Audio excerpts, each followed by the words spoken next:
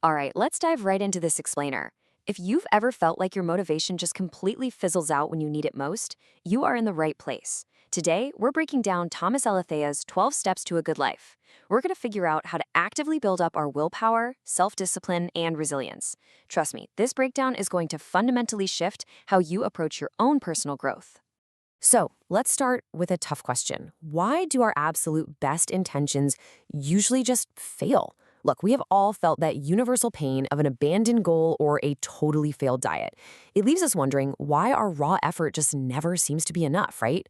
We set these massive, life-changing resolutions, we get super hyped up, and then what? 2 or 3 weeks later, we're right back where we started. It's incredibly frustrating.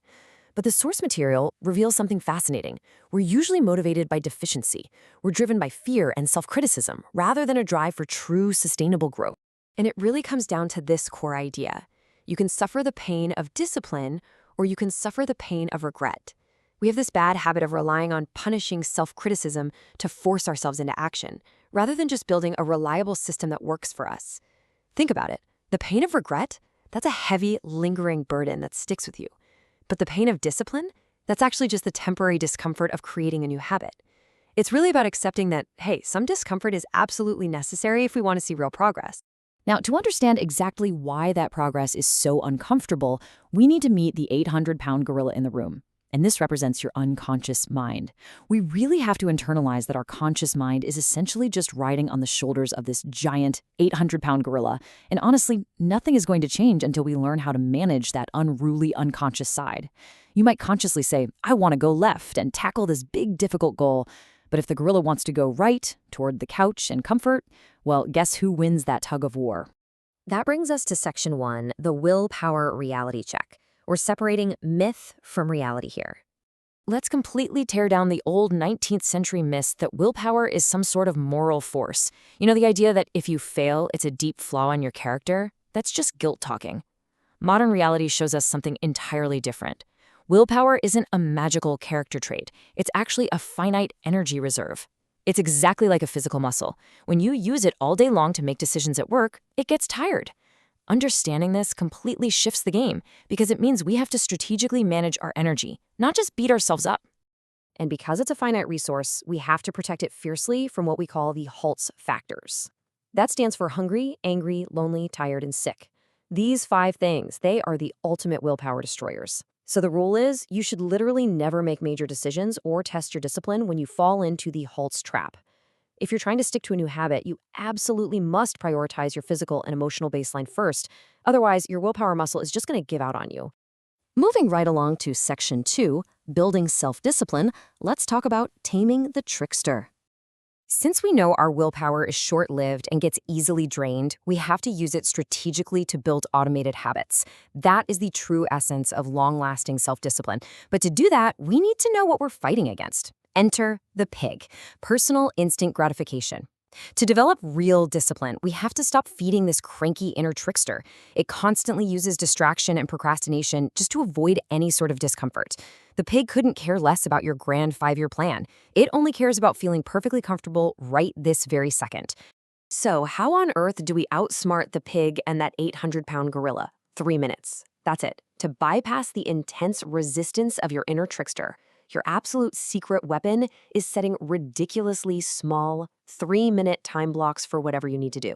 See, your unconscious mind is completely terrified of massive looming projects, but it doesn't fear 3 little minutes. It is the ultimate psychological hack to just get yourself moving. Think about it like this. Instead of intimidating yourself with a traditional, overwhelming goal like, I need to clean the entire house, you just commit to the micro habit of wiping down the shower while you're already in it. Instead of forcing an hour-long workout, you just commit to 3 minutes of stretching. By shrinking the task to something so stupidly small that it doesn't trigger any fear, you easily start. And the best part? You usually end up adding bonus effort once you're in motion. Action literally creates its own momentum. Which brings us to Section 3, bouncing back with resilience. This is all about thriving through hardship. Because let's be real, even with the absolute best habits, our discipline is going to slip sometimes. It happens to all of us. But when things go wrong, we usually default straight to the judging mindset. Whose fault is this? What's wrong with me? And that just keeps us stuck in the past. We have to actively step away from that harsh judgment and pivot toward a learning mindset. We need to ask, okay, what can I learn here? What is actually useful? That simple shift from judgment to curiosity is the total foundation of resilience. But of course, there are mental traps designed to block us from that learning mindset. We call them the 3 Ps: permanence, pervasiveness, and personalization. These are the lies your brain tells you to kill your hope. It tries to convince you that your setbacks are permanent, that they ruin every single aspect of your life, and that they are entirely your fault, a deep personal flaw. Recognizing these 3 specific traps is the very first step to neutralizing them so you can actually move forward. All right, section 4, tools for real action. Let's look at some mental algorithms for success. First up is the WOOP method, which is heavily backed by behavioral science. Wish for a goal, visualize the outcome, identify the obstacle, and make a plan. WOOP. Now, this is different from just simple positive thinking. Actually, pure positive thinking can sometimes make you lazy by tricking your brain into feeling like you've already achieved the goal. The WOOP method is totally different because it forces us to confront our internal obstacles head-on and actually plan for them before they hit us. And how do we plan for those obstacles? We create if-then implementation intentions. You automate your good choices right now, so you don't have to rely on your drained willpower later in the heat of the moment. Like, if I feel too tired to work out after work, then I will put on my shoes and stretch for exactly 3 minutes. You are pre-deciding your behavior before you're ever even tempted to quit. Our final tool is for those really tough moments when emotions are running hot and threatening to derail everything. This is the radar technique: reflect, describe, and respond. When you feel totally overwhelmed or triggered, radar acts as this portable mental toolbox. It creates a tiny bit of space between your intense emotions and your ultimate reaction.